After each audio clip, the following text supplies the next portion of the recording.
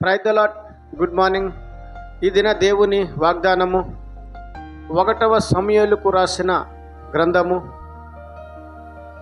2వ అధ్యాయము 9వ వచనము. తన భక్తుల పాదములు తొట్టిల్లకుండా ఆయన వారిని కాపాడును.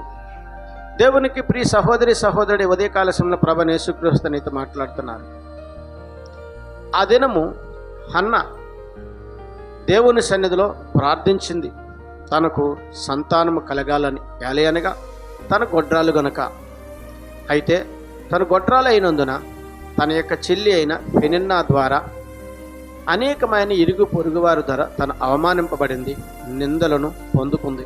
అయితే తనకున్న భక్తిని బట్టి, తనకున్న దేవునిపై నమ్మకమును బట్టి మరి కుడికి కానీ ఎడమకు కానీ తొట్టిల్లకుండా దేవుని సన్నిధిలో కన్నీరు కార్చి ఉపవాసం ఉండి ప్రార్థించినప్పుడు హన్నాకు దేవుడు ఒక మంచి సంతానాన్ని ఇచ్చాడు.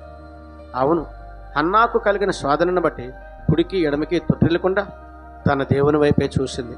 అట్టి విధముగానే ప్రియ సహోదరి సహోదరుడా, ఈ దినము నీకున్న శోధనను బట్టి, నీకున్న కష్టాన్ని బట్టి, నీకున్న నిందను బట్టి, అవమానాన్ని బట్టి ఇరుగు పొరుగు వారి వైపు, లోక వైపు చూడకుండా నీ దేవుడైన యెహోవా అనగా ప్రభువైన యేసుక్రీస్తు వారి వైపు చూడగలిగితే నీ పాదములను ఆయన తొట్టిల్లవడు.